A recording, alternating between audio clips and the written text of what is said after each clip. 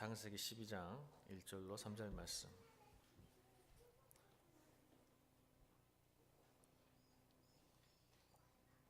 창세기 12장 1절로 3절 말씀. 우리 합독하겠습니다. 시작. 여호와께서 아브라함에게 이르시되 너는 너의 고향과 친척과 아버지의 집을 떠나 내가 내게 보여줄 땅으로 가라. 내가 너로 큰 민족을 이루고 내게 복을 주어 내 이름을 창대하게 하리니 너는 복이 될지라. 너를 축복한 자에는 내가 복을 내리고 너를 저주한 자에게는 내가 저주하리니 땅의 모든 족속이 너로 말미암아 복을 얻을 것이라 하신지라. 아멘. 지난주에 이어서 똑같은 본문으로 말씀을 두 번째 증거합니다. 여러분, 믿지 않는 사람들은 자녀에게 뭘 주기를 원할까요? 믿지 않는 사람은 자녀에게 뭘 주기를 원할까요? 돈이겠죠. 재물이겠죠. 조금 지각이 있고 조금 생각이 있는 부모라면 그냥 재물만 주는 게 아니고 그 재물을 어떻게 관리하고 재물을 버는 방법, 그러니까 물고기를 잡는 방법, 물고기만 주는 게 아니고 물고기를 잡는 방법을 가르치려 하겠죠. 지혜로운 부모님 같으면. 자, 그러면 믿는 부모라면, 성도라면 자녀들에게 뭘 주고 싶을까요? 돈일까요? 그 부모는 진짜 예수 믿는 사람 아니에요. 돈이 의미가 없다는 걸 알기 때문에 그렇죠. 직장을 줄까요? 좋은 대학을 가게 만들까요? 다시 말씀드릴게요. 돈을 잃으면 적게 잃는 것이고 사람 잃으면 좀 많이 잃는 것이고 건강을 잃으면 진짜 많이 잃은 건데 전부 잃은 건 뭐냐면 신앙을 잃는 게 전부 잃는 거예요. 자, 그럼 지혜로운 믿음의 성도라면 뭘 주려고 할까요? 믿음을 주려고 하겠죠. 근데 이제 그게 믿음이 우리가 줄 수 없는 부분이에요. 맞죠? 그래서 자녀들을 교회에 다니게 하는 것으로 만족하는 부모가 많은데 여러분 그렇지 않길 바랍니다. 믿음을 준다는 것은 이런 생각을 했으면 좋겠어요. 믿음뿐만 아니라 그 자녀에게 어떠한 상황과 환경 속에서도 시련과 고통과 문제 속에서도 하나님을 끝까지 신뢰하는 방법, 고난을 이기는 방법을 가르쳐주는 것이 교회를 다니게 하는 것보다 더 중요합니다. 우리는 교회를 다닌다는 것으로 우리의 신앙을 다 증명하려고 하는데 그렇지 않아요. 많은 사람들이 주일 예배 한번 드리고 나서 내가 신앙생활을 다 했다고 생각하는 사람이 있는데 그렇지 않아요. 저는 여러분 새해 첫주, 둘째 주를 맞이하면서 목자의 심정이라면 여러분의 영적 아버지의 심정이라면 뭘 전해주고 싶을까요? 제가 그래서 지금 얘기를 하는 거예요. 내가 진짜 영적인 부모고 목자라면, 여러분의 목자라면 뭘 전해주고 싶을까요? 예배 한번 나오는 것으로 만족할까요? 교회 봉사하는 것으로 만족할까요? 그렇지 않아요, 여러분. 여러분 헌금 많이 하는 것으로 만족하지 않습니다. 진짜 목사라면. 뭘 이야기하고 있죠? 복 받아서 복이 되라. 아멘. 여러분 제발 복을 많이 받으세요. 안락함에 빠져가지고 이 정도면 됐다. 이것은요 복이 자기에게 머무기 때문에 그래요. 복이. 근데 여러분 우리가 예수를 믿게 하고 하나님의 이 땅에서 하나님이 우리를 부르신 목적은 내가 복을 받아 내가 안전함과 평안함과 내 기쁨을 위해서 부르시지 않으셨어요. 교회가 이 땅에 왜 존재할까요? 왜 성도들이 이 땅에 존재할까요? 우리가 복을 받음으로 복된 누군가에게 복을 주는 삶, 복의 통로가 되고 복의 근원이 되고 복의 우물이 된 삶을 살기 위해서 복을 주시는 거예요. 근데 우리가 바뀌어버린 거죠. 복을 받았어요. 여기 있는 사람 다 복 받으셨어요. 아멘. 근데 거기에 머물면 하나님이 주신 복이 아니에요. 복은 흐르게 돼 있어요. 여러분 에스겔서의 비전이 뭐였죠? 에스겔 선지자가 봤던 비전이 성전에서 흘러났던 물이 어디서 흘러요? 세상으로 흘러요. 그래서 무슨 일이 일어나죠? 마른 뼈가 살아나고 죽어가는 나무가 잎이 나고 열매를 맺는 생명수가 흐르는, 이게 에스겔이 봤던 비전이에요. 그러니까 우리 성도들이 이 땅에 이 점에 은혜를 받은 목적, 부르심 받은 목적, 복을 받은 목적이 우리 교회만 머무는 게 아니고 우리 인생 가운데 머무는 게 아니라 우리의 은혜와 우리의 복이 세상을 향해 흘러야 한다는 거예요. 그래서 우리 그 하나님의 복이 나를 통해, 교회를 통해 생명력이 살아나는, 누군가를 살리는, 누군가의 복이 되는 놀라운 일, 그것이 바로 하나님 나라의 일이에요. 그래서 여러분, 복을 받아 복이 되는 인생. 자, 우리가 그래서 여러분들 뭐 했죠? 하나님께 잘하면 복 받죠. 이건 누구나 알아요. 교회 다니는 사람도 알고 교회 다니지 않는 사람도 하나님께 잘하면, 왜? 우리에게는 종교성이 있기 때문에 어떤 가짜 신에게도 잘 빌고 얼레고 달려서 잘 빌면 복을 받아요. 누구나 알아. 그런데 우리가 지난 시간에 배웠던 거 뭐죠? 복받은 것은 하나님께만 잘하는 게 아니라 또 누구에게 잘해야 된다? 옆에 사람 인사합니다.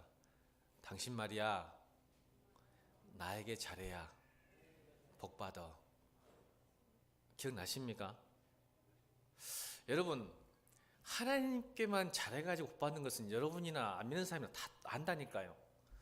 그런데 성경은 그런 수준이 아니에요. 그래서 여러분 알잖아요. 3절 다시 읽게요. 3절 시작.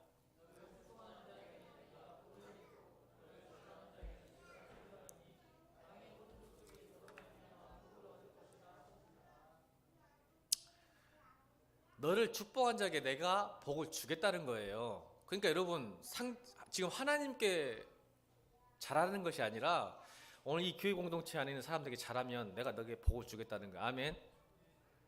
그러니까 여러분, 이 원리를 이 새해 연초부터 제가 계속 강조하는 게 있어요. 성도들이 기복주의 신앙과 개인주의 신앙과 이기적 신앙 때문에 복을 못 받아요. 그러니까 그걸 깨고 싶은 거예요. 지금 국정훈 목사님 여러분들에게, 영적인 부모 입장에서.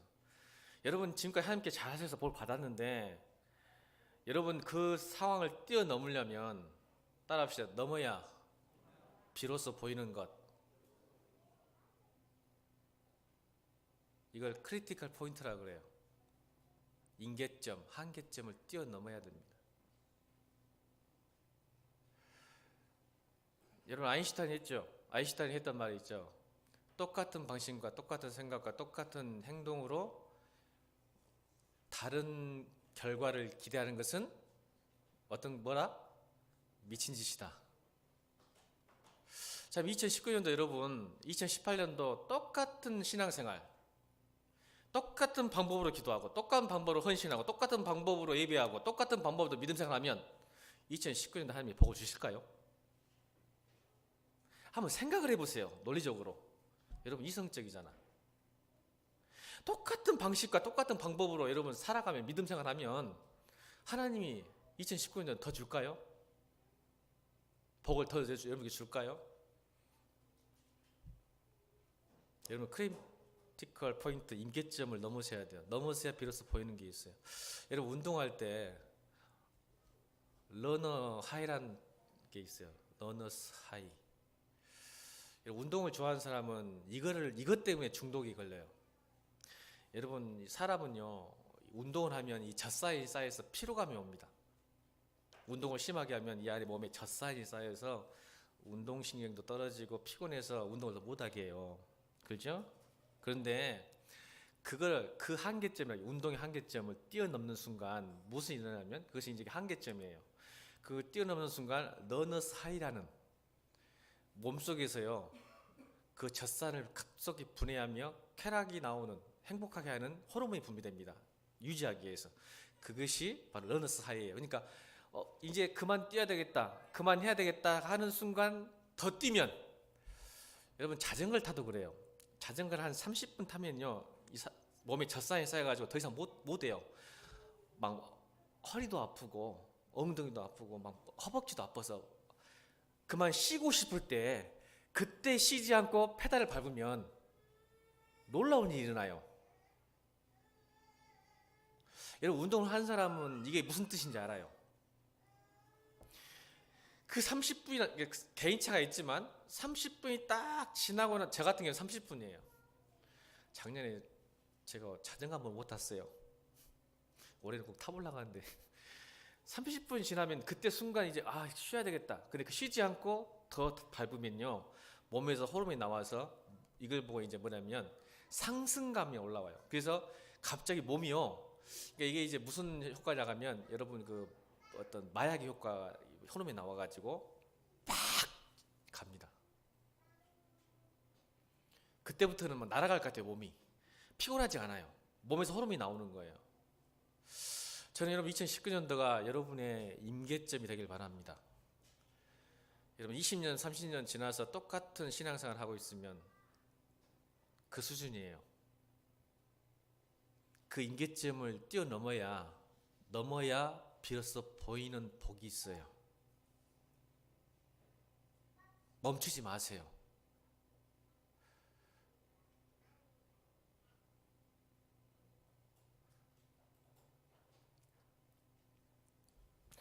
저는 이게 안타까움이 있어요. 이렇게 선포하고 나면 항상 후회하는 게 뭐냐면 이런 생각을 가져요. 여러분 지식에는 두 가지가 있어요. 선언적 지식과 절차적 지식이 있습니다. Nothing what, nothing how 이란 뜻인데 이 선언적 지식이 뭐냐면 명확한 명제적 지식이죠. 해가 동쪽에서 뜹니까 서쪽에서 뜹니까? 말 안 할 겁니까? 지구는 둥굽니까 네모입니까? 바닷물은 짭니까 담백합니까? 짜고 둥글고 동쪽에서 뜹니다. 이거는 단순히 암기하고 이해하면 아는 지식이에요. 그런데 nothing how, 무엇을 어떻게 하는가에 대한 절차적 지식, 과정적 지식이라는 것은 경험하지 않고는 알 수 없는 지식. 자, 여러분 악기 기타, 피아노, C 코드, F 코드, G7 코드 알아요? 그러면 여러분 G, F, G7 화음을 안다고 여러분 피아노 칠 수 있을까요? 기타를 칠 수 있을까요? 더 쉽게 말할게요. 자전거는 어떻게 탑니까? 페달을 밟아야 페달 밟지 않으면 절대 자전거 못 타잖아요. 페달을 밟고 균형을 잡으면 탈 수 있는데 그걸 안다고 탈 수 있습니까? 못 합니다. 그걸 알지 못해도 페달을 밟고 몇 번 넘어지고 몸으로 이렇게 넘어지면서 제가 자전거 배울 때 저희 큰아버지 자전거 한 대를 깨부수고 배웠습니다. 엄청 큰 자전거 없어가지고 통발 자전거예요. 그거 하려고 막 이 삼각대 안에 발라가지고 안장에 못 타니까 몇 번 넘어지고 깨지면 어떻게 돼요? 몸에 익혀지면 여러분 20년 자전거 안 타더라도 20년 뒤에 자전거 탈까요 못 탈까요? 탑니다. 이게 절차적 지식, 과정적 지식이라 그래요. 근데요 제가 안타까운 건 뭐냐면 성도들이 전부 선언적 지식에 빠져 있어요. 아까 우리 찬양했어요. 학교 운동체가 사랑은 온유하고 오래 참고 진리를 기뻐한다. 이 말이 전부 선언적 지식에 빠져 있으면 여러분 누구나 사랑은 오래 참아야 되는 거 압니다. 근데 그 사람이 사랑하는 사람일까요?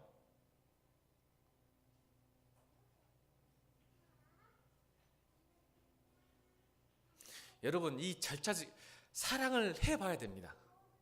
사랑이 얼마나 오래 참아야 되는지 그 무게와 깊이를 절차적 과정에서 수십 년간 그 사랑을 해봐야 아는 지식이 사랑이에요. 우리가 한번 찬양했다고 해서 우리가 한번 배웠다고 해서 여러분 우리가 사랑하는 거 아니에요. 믿음이요? 여러분이 선포하고 고백한다 해서 믿음이 된지 아십니까? 이 절차적 지식은 수십 년 지나야 깨닫는 지식이에요. 사랑이요? 오래 참는다는 거 모르는 사람 한 사람도 없어요. 근데 사랑을 해봐야 아는 사랑이에요. 저는 우리 성도들이 복을 받지 못한 이유가 이런 선언적 지식 때문에 그렇습니다. 목사님 저 알아요. 뭘 알아요 여러분이?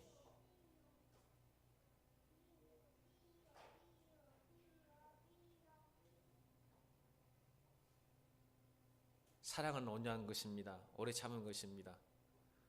믿음이 무엇이다. 구원이 무엇이다. 하나님 나라 무엇이다. 복음이 무엇이라는 것을 경험하지 않고는 절대 모릅니다.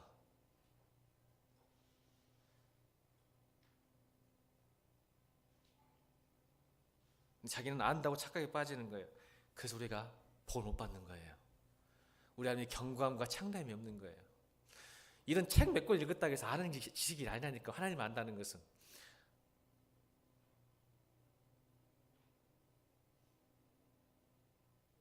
저는 그게 두려운 거예요.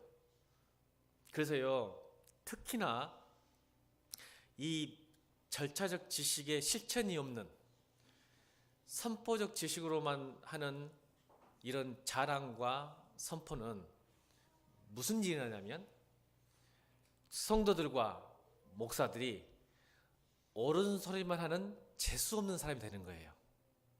따라합시다. 옳은 소리만 하는 재수가 없는 사람. 이게 크리스찬들이에요. 특히 목사. 나중에 하나님 앞에 쓰면요. 하나님 앞에 쓰면 제가 가장 많은 심판을 받을 거예요. 왜냐하면 이 정말 잘 알아 목사는.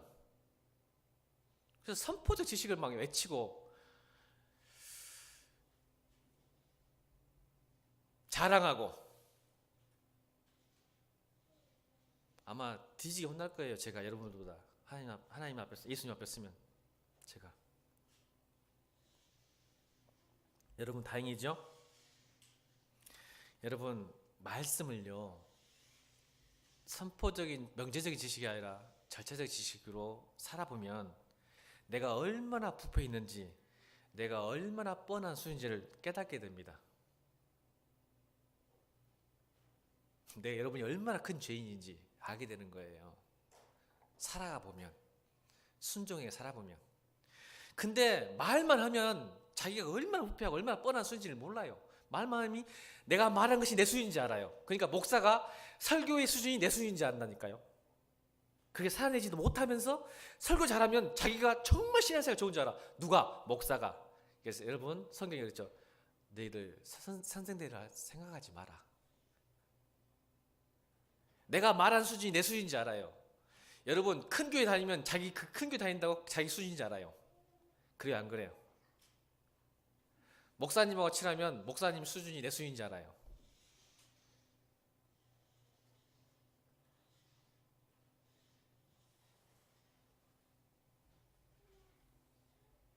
여러분 가볍고 가벼운 우리의 선포적 지식이 아니라 2019년도는 살아내서 비로소 무게를 지니며 겸손한 신앙생활 하기를 주님으로 축원합니다. 살아내 보십시오. 제발.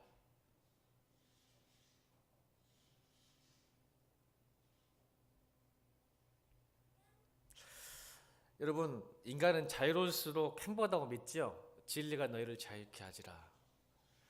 인간은 자유로울수록 행복하다고 생각하는데 자유란 욕망을 마음껏 충족시키는 힘이 아니에요. 자유란 좋은 것을 선택할 수 있는 능력을 자유라고 하는 겁니다. 다시요. 자유란 내가 원하는 것, 내 욕망을 마음껏 충족하는 힘이 아니라 자유란 좋은 선택을 할 수 있는 능력에 가깝죠. 이거를 제가 말하면 리스크 테이킹이라고 그래요. 리스크 테이킹. 여러분 잘 아셔야 돼요. 진리가 너희를 자유케 한다라는 의미가 뭘까? 좋은 선택할 수 있는 능력. 이걸 영어로 말하면 리스크 테이킹이라고 그러는데 뭐냐면 위험이 있다는 것을 뻔히 알면서도 기꺼이 행동할 수 있는 능력이에요. 이게 자유죠. 자유. 그래서 위험을 선택하지 않으면 결코 큰 변화와 임계점을 넘지 못하는 것. 우리 신앙도 마찬가지예요. 위험이 있어요. 어떤 위험이 있을까요?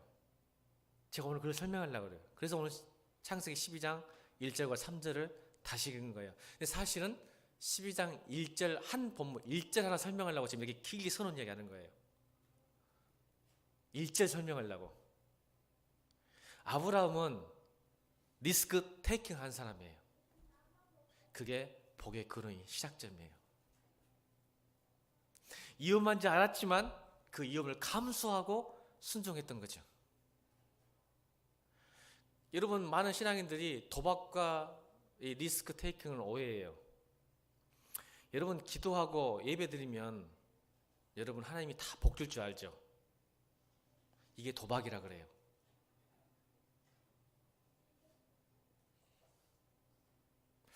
아브라함이 복의 거인이 되는 이유가 뭘까요? 가만히 앉아서 기도하고 예배만 드리고 구하면 됐을까요? 1절 읽겠습니다. 1절 시작.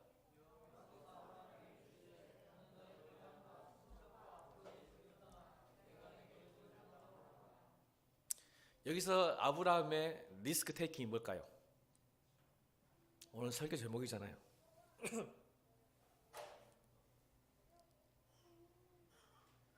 떠나는 거예요.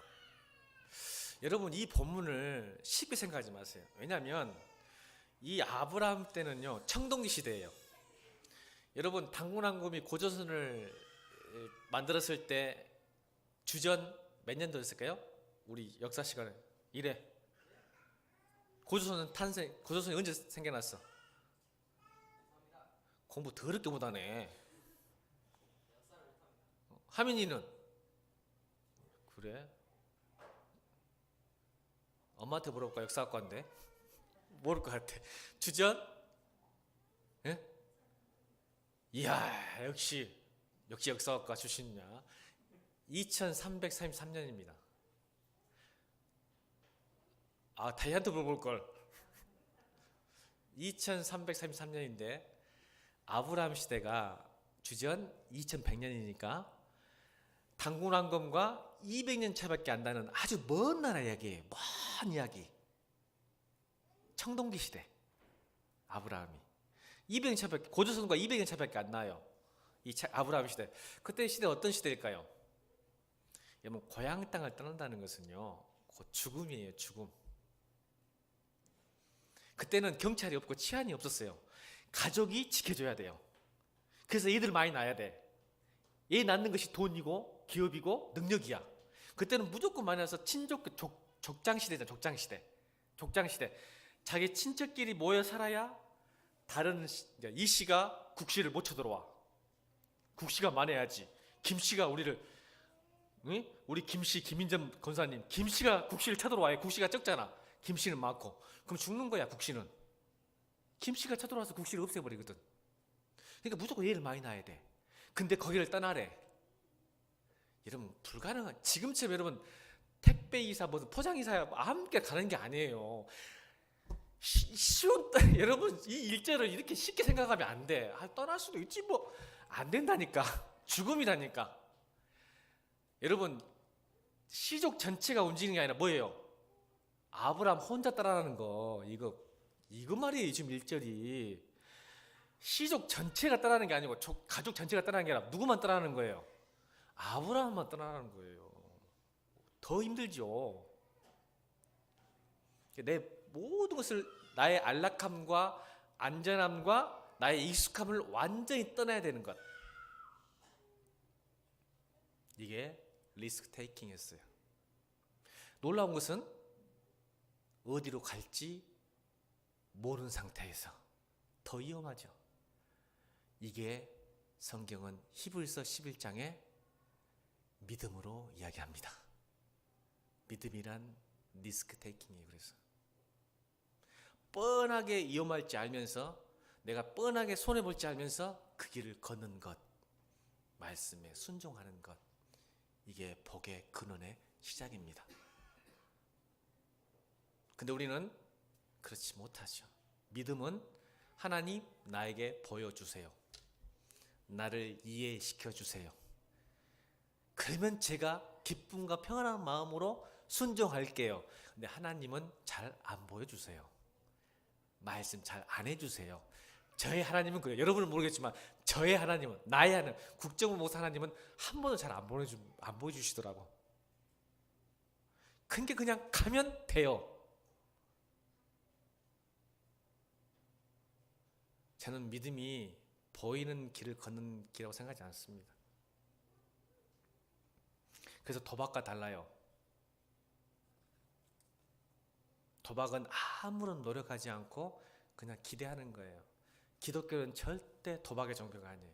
내가 기도했으니까, 내가 예배했으니까 해 주실 거야. 아니요. 여러분, 요한복음 2장에 이런 생각이죠. 왜 리스크 테이킹을 요구하시는지 하나님께서는 우리에게. 요한복음 2장에 무슨 사건이죠? 예수님의 첫 번째 기적, 물이 포도주가 되는 사건. 가나 혼인잔치에 보면 마리아 그 가나안 혼인잔치에 포도주가 떨어졌어요. 그 당시 가장 중요한 잔치에 가장 중요한 포도주가 떨어졌을 때 엄마 마리아 엄마가 하인에게 야 예수님한테 가서 식힌도 해라. 그때 예수님이 뭐라고요? 항아리에 물을 채우라 했을 때, 자 보세요. 예수님은 그냥 포도주가 될 수 있게 하실 수 있는 분이잖아요. 여러분 성경을 잘 보세요. 꿰뚫어야 돼. 근데 왜 그 물 항아리에다가 물을 채워라 했을까 우리에게? 그럴 필요도, 아니 물을 포도주도 화학적 변화 물리적 변화를 다 시키신 또 하나의 제2의 창조잖아요. 근데 하실 수 있는 분이 왜 굳이 우리에게 하인들에게 그 항아리에 돌 항아리에다가 물을 채워라 하셨을까요? 이게 리스크 테이킹이에요.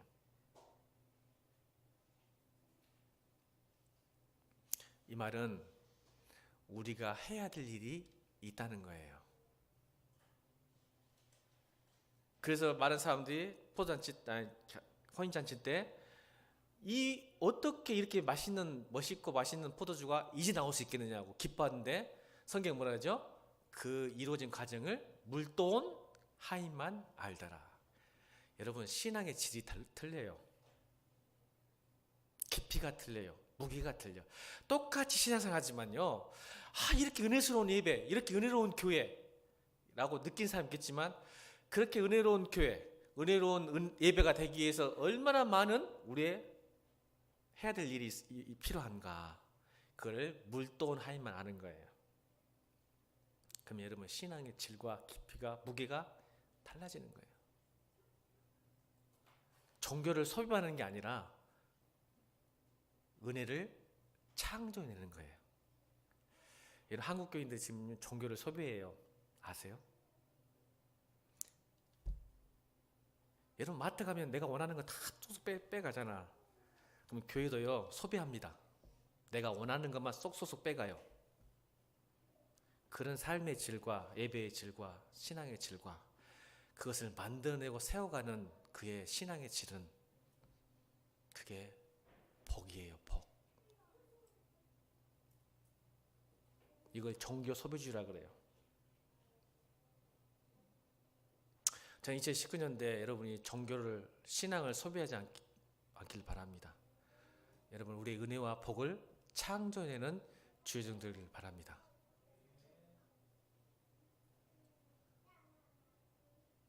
그게 견고함과 창담의 비밀이에요.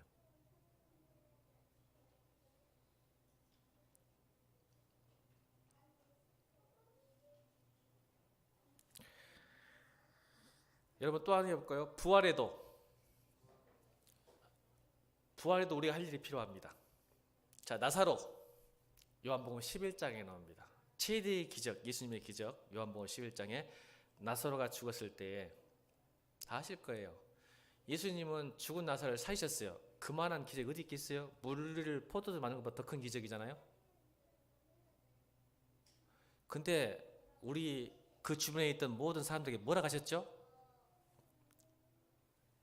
돌을 옮겨 놓아라. 아니 예수님 뭐를 그렇게 했을까? 부활시켜서 돌도 그냥 손 한 가락만 살짝 하면 돌문이 열어지고 나사로가 부활해서 나올 건데 우리 보고 뭐라게요? 돌문을 옮겨 놓아라. 잘 생각해 보세요. 굳이 예수님이 우리에게 뭐 달라고 돌을 옮기게 해서 그냥 다 해주시지. 그냥 다 해주면 얼마나 좋아. 나 예수 믿으니까. 그냥 돌문을 옮겨 놓아라. 그리고 나사로가 나와요. 할렐루야. 또 놀라운 것은 나사로가 나오자 또 우리에게 요구하세요. 오늘 아브라함처럼 떠나라. 또 요구하세요.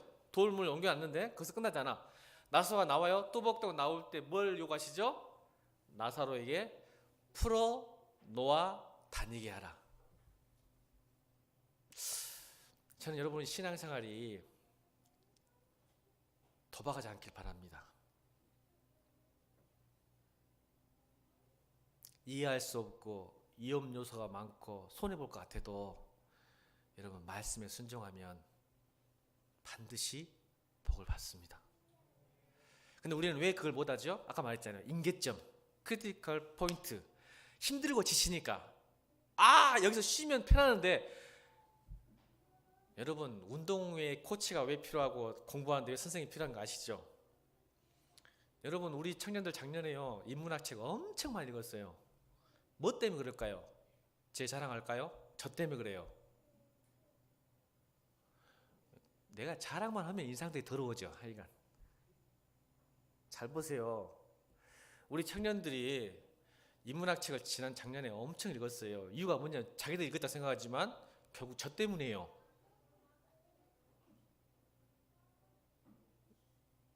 물어볼까요? 경호년제 그래 안 그래? 동호 왜 그럴까요? 안 읽으면 뒤지거든. 근데 전쟁과 평화는 못 읽었어요.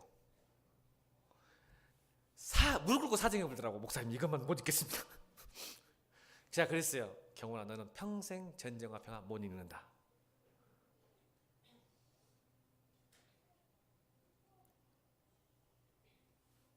진짜예요. 그래서 제가 포기했습니다. 저도 냅뒀어요. 너무 힘드니까 아니까.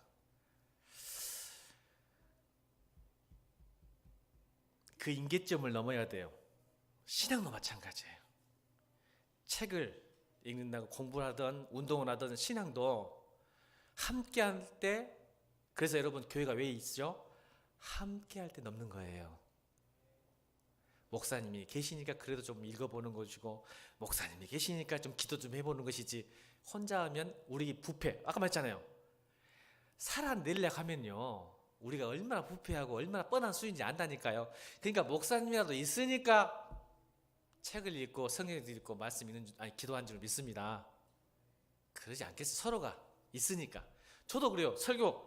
여러분 설교 제가 준비할 때 여러분 생각하면요 뭐라 그랬어요? 제가 일주일 동안 그렇게 설교 기대하고 왔는데 준비 열심히 안 하면 얼마나 미안해요. 여러분 없으면 어째요? 여러분 저 설교 준비 안 해도 1시간 설교할 수 있습니다. 여러분 때문에 제가 또 성장하는 거예요. 아멘? 여러분이 얼굴에 눈이 반짝반짝 빛나고 은혜 받으면요 제가 목숨을 각오하고 설교 좀 하는 거예요. 보세요. 서로가 서로에게 은혜를 주시고 복을 주고, 그래서 제가 성장하는 거고, 여러분이 있기 때문에 제가 더 열심히 더 기도하는 걸로 믿습니다. 여러분 없으면 제가 기도하겠어요? 눈물 흘리고 있겠지 주여 하면서. 여러분 한 사람들 기억하면서 기도해 주는 거예요.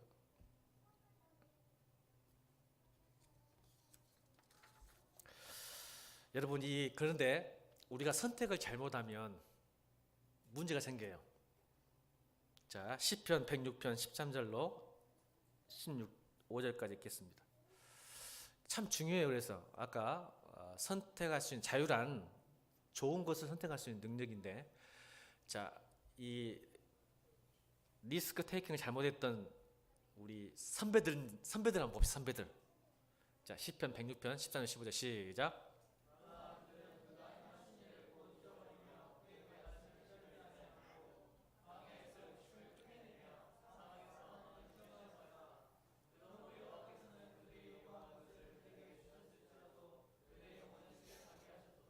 예, 15절을 그대로 놔두세요. 떼어놓으세요. 15절. 자, 보세요. 자, 하나님께서 이 배경을 잘 보셔야 돼요. 하나님께서 이집트에서 애굽에서 440년 동안 노예 생활했잖아요. 그래서 자유를 주셨어요. 자, 자유 얘기하는 거예요.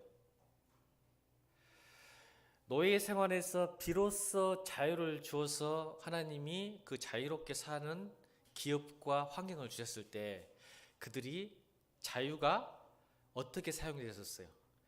잘못 사용됐을 때 나타나는 현상이에요. 자, 13절 다시 볼게요. 13절. 광야에 그러나 그들은 그가 행하신 일을 곧 잊어버리고, 뭘 행한 걸 잃어버렸어요? 구원의 은혜. 잊어버린 거예요. 그 자유.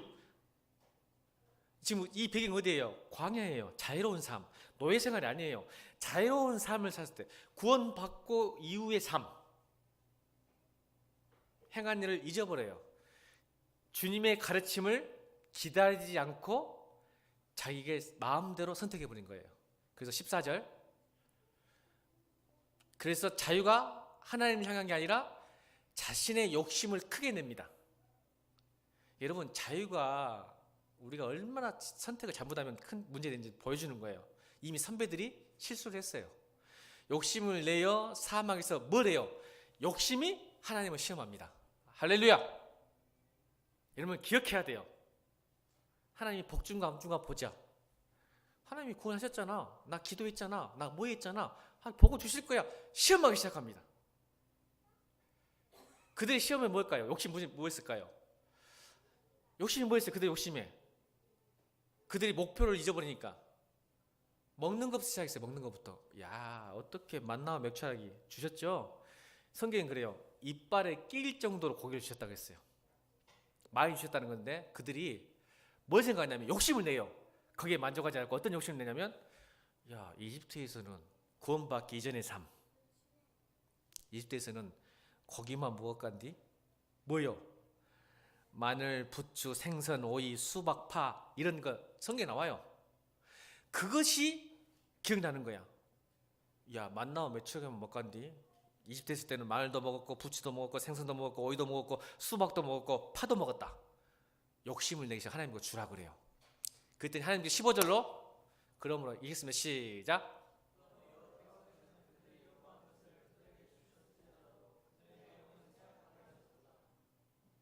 이게 결론이에요. 그들 온 걸 다 주셨어요. 이게 뭐냐, 여러분, 하나님이 복이 그냥 복이 아니에요. 여러분, 복받음이 복됨이라는 게 쉬운 게 아니야. 주셨어요. 주실 수 있다고 생각해요. 저는 하나님께서.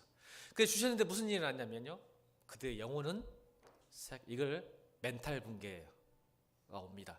멘탈 붕괴를 사전을 찾아보니까 정신적 충격으로 인해서 올바른 생각을 할 수 없는 상태를 멘탈 붕괴라고 하더라고요.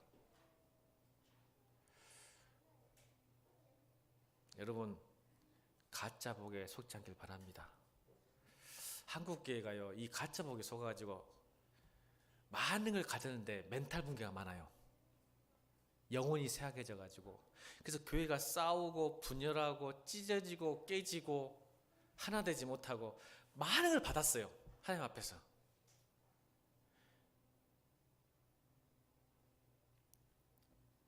왜 그럴까요? 목표점, 목적과 비전이 상실된 거예요. 이스라엘 백성들에게. 그 자유 때문에. 그래서 뭐가 보이기 시작하죠? 세상에서 없어질 것에 대해서 포커스를 맞추기 시작합니다. 그러니까 신앙이 변질되면요, 하나님을 수단화시켜요.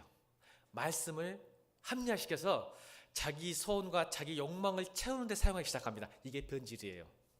하나님은 처음에 잘 믿었어요. 근데 비전과 목표가 상실되는 순간 세상 것이 보이기 시작해요. 그 세상 것에 얻기 위해서 하나님을 말씀을 수단화시키기 시작합니다. 정당화시키고 합리화시키고. 그래서 여러분, 어떤 분이 그러더라고. 사람은 합리적인 존재가 아니라 합리화하는 존재라고 이야기하더라고요. 따라합시다. 사람은 합리적인 존재가 아니라 합리화하는 존재다. 왜 합리화하는 존재일까요? 진리는 확실한데 익숙한 자기 환경과 타협아니라고 머뭇거리면서 적극적으로 합리하여 진리를 애써 모른 채 하는 상태. 비전이 상실되면 그래야 돼요. 비전이 상실된 자유가, 내가 왜 부르심을 받았고, 내가 왜 구원을 받았고, 내가 왜 목사가 됐고, 왜 성도가 됐는지를 잊어버리면 세상 것이 보이기 시작합니다.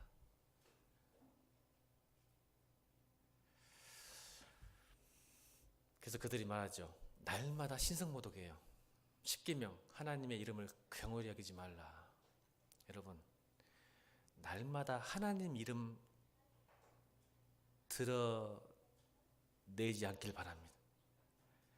내 입에서 하나님, 제가 말했잖아요. 할렐루야 하는 목사, 하나님 하는 목사님 제일 싫어한다고. 모든 것을 입으로는 하나님 뜻, 계획, 하나님 이야기하는데 그만큼 하나님을 모독하는 게 없어요. 여러분 아십니까? 여러분이 하나님 뜻을 얼마나 알기에 하나님 그럽니까?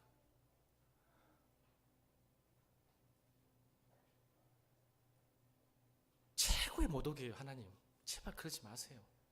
입에 달렸어요. 저 같은 사람들, 목사들, 종교 지도자들이 말끝마다 하나님이라래, 말끝마다 하나님 뜻이래, 말끝마다 하나님 계획이래. 자기가 얼마나 하나님 알길래 그렇게 말하는지 모르겠어. 최고의 신성 모독이에요.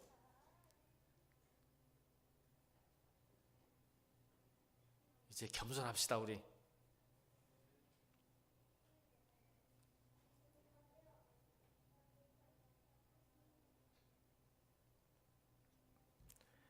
여러분, 본론도 못 들어갔어요.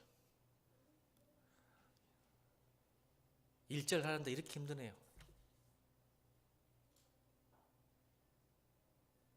떠남이 얼마나 중요한지 지금 그 이야기하는 거예요. 나로부터 떠나는 것, 나의 방식과 나의 생각과 나의 가치에서 떠나는 것이 얼마나 힘든지 평생의 수고이에요.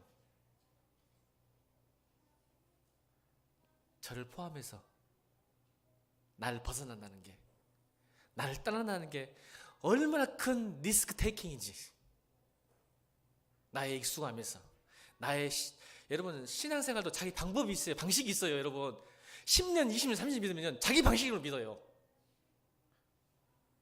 자기 성품으로 믿어요. 그런데 여러분, 성경대로 믿읍시다. 말씀대로 좀 믿읍시다. 그걸 깨는 게 십자가예요. 자기를 부인하는 거예요. 이게 날마다 죽어야 돼. 우리는 날마다 죽고 날마다 살기를 주님으로 축원합니다. 그래서 날마다 죽는 거야. 내 방식이 계속 있으니까.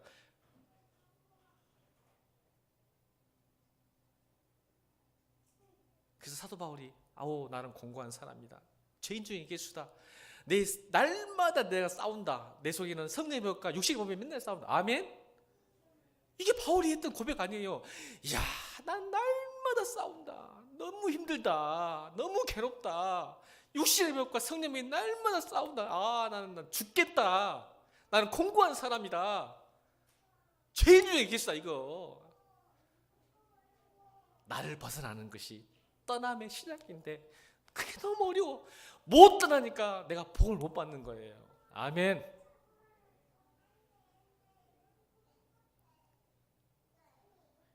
우리 교회는 이제 복 받아야 돼요.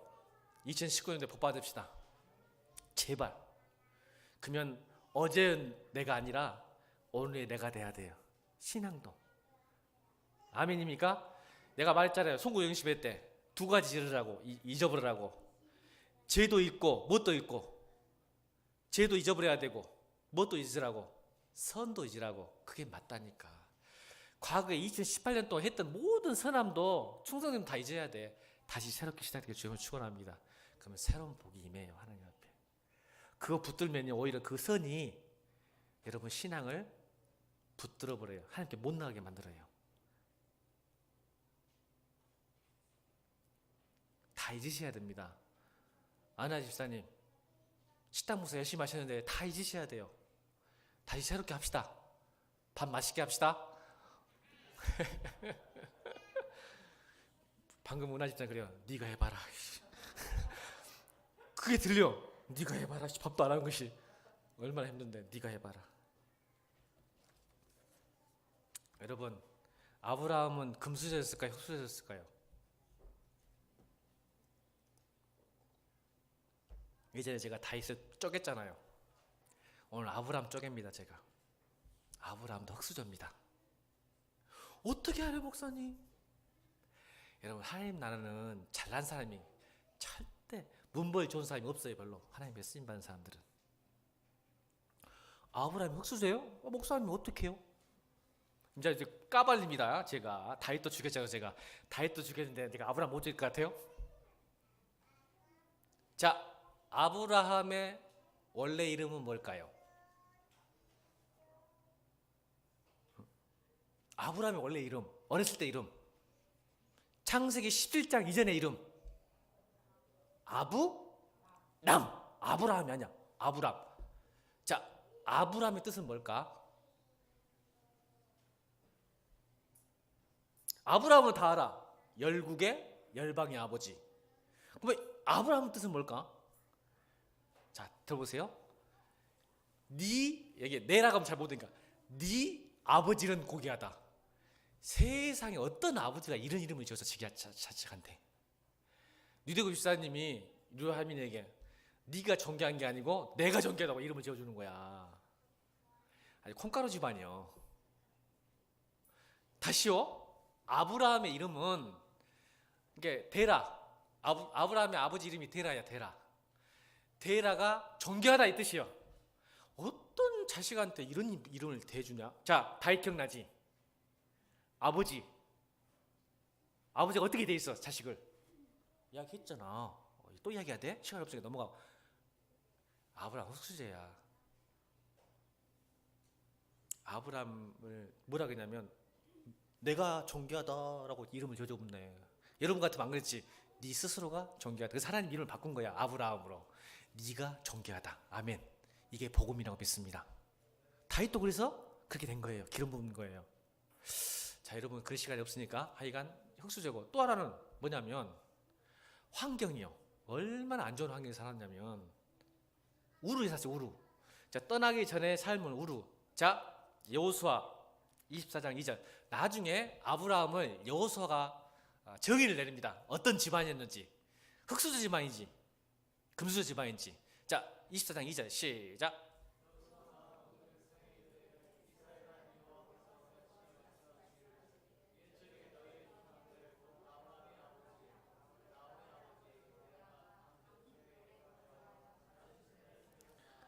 우상 숭배 집안이에요. 우리 입장에서는 흑수저야. 완전 이름도 엉망, 대우도 가족이 있어 대우도 엉망, 환경도 엉망. 자, 이 우루가 지금 현재 지명을 너무 어려워서 제가 써놨어요. 예고도 못하겠어. 현재 지명 델 엘 무카르 야르랍니다. 저걸 찾아봤어. 못 외우겠어 도저히. 텔 무카르 야르. 지금 현재 지명이에요. 우루가. 이게 무슨 뜻인지 모르겠는데. 있네. 무슨 뜻이란? 뭐지? 해가 떠오르는 땅이랍니다. 해가 떠오르는 땅. 우루가. 그래서 나중에 달신을 섬기는 지방인데, 자, 그 환경이 우루의 환경이 어디냐면 사진 보여주죠. 사진. 자, 저게 지금 지구라트예요. 지구라트. 또 지금 유적지죠. 현재 지금 찍은 거예요. 저쪽은 지구라트 완성본, 지구라트가 있었던 터. 그다음. 자, 지금 누가 올라오고 있어요? 미군. 지구라트에 지금 현재 미군 기지가 되었답니다. 지구라트가. 이게 5층에서 7층 높이의 신전이에요.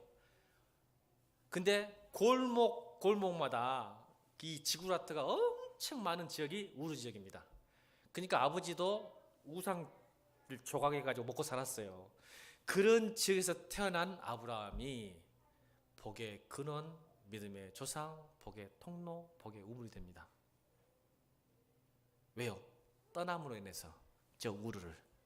이 말은 여러분의 마음의 우상을 떠나는 순간 하나님이 사용하신다는 것입니다. 아브라함이 처음부터 여러분 예수 잘 믿거나 똑똑한 사람이거나 복을 받을 만한 자격이 있는 게 아니에요.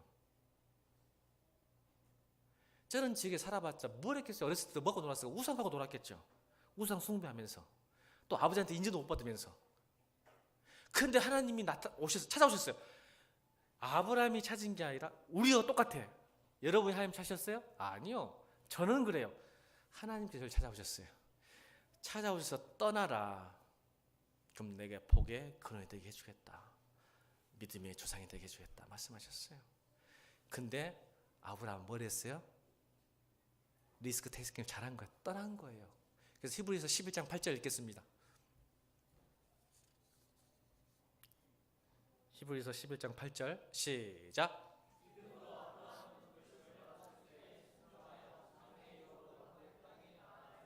갈 바를 알지 못하고 나아갔으며. 이게 믿음이에요. 여러분 2019년도는요 믿음으로 여러분 이해 하나님 제가 보여주시면, 저를 이해시켜 주시면 제가 할게요. 그런 말 제발 하지 마세요. 오히려 그 믿음이 불순종으로 이끄는 길입니다. 그런 기도 절대 하지 마세요. 오히려 우리 믿음으로 불순종하려고 그런 기도하는 거예요. 어떻게 여러분 보여주세요. 말씀해 주세요. 내가 하면 하겠습니다.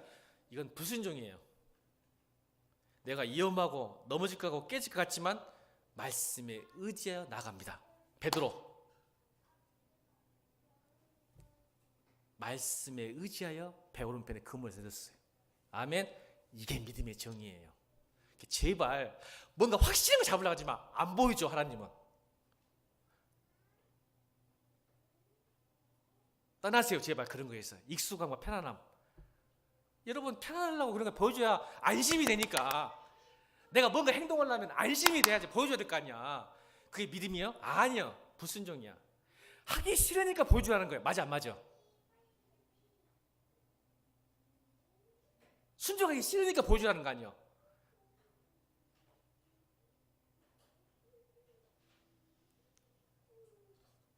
옆에 사람 인사합시다.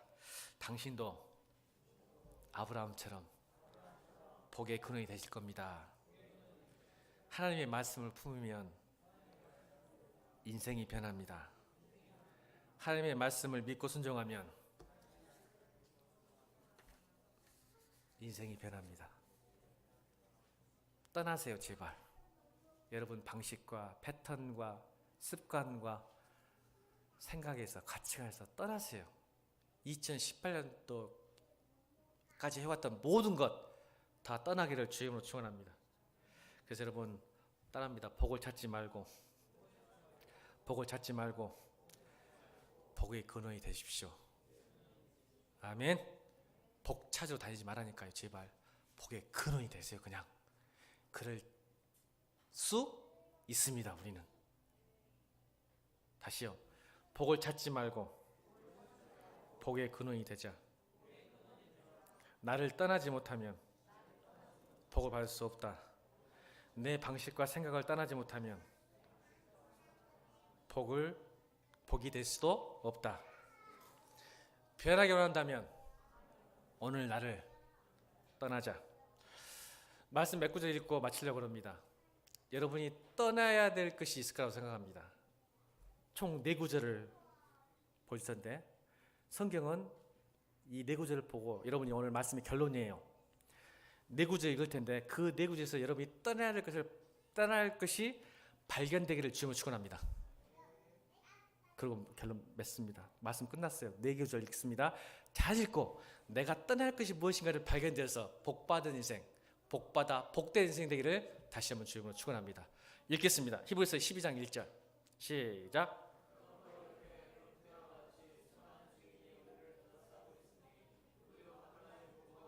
얽매는 죄를 벗어버리고 우리 앞에 놓인 다름질을 참으며 달려갑시다. 믿음의 창시자요 왕자이신 예수를 바라봅시다. 아멘. 에베소서 4장 22절 시작. 여러분은 지난날의 상할 방식대로 허망한 욕정을 따라 살다가 썩어 없어질 그 옛사람을 벗어버리고 영을 새롭게 하여 하나님의 형상을 따라 참 의로움과 참 거룩함으로 지으심을 받은 새 사람을 입으십시오. 골로새서 3장 8절 시작. 그러나 이제 여러분은 그 모든 것 곧 분노와 격분과 악의와 해방과 여러분의 입에서 나오는 부끄러운 말을 버리십시오. 서로 거짓말을 하지 마십시오. 여러분은 옛사람을 그 행실과 함께 벗어버리고 새 사람을 입으십시오. 마지막 로마서 13장 밤이 깊고 낮이 가까워왔습니다. 그러므로 우리는 어둠의 행실을 벗어버리고 빛의 갑옷을 입읍시다. 낮에 행동하듯이 단정하게 행합시다. 호사한 연애와 술취함, 음행과 방탕, 싸움과 시기에 빠지지 맙시다. 주 예수 그리스도로 옷을 입읍시다. 정욕을 채우고 육신의 일을 꾀하지 마십시오. 아멘. 이 말씀을 통해서 여러분이 벗어나고 떠나야 될 것들 발견되기를 주님을 축원합니다. 찬송가 310장 찬양하십니다.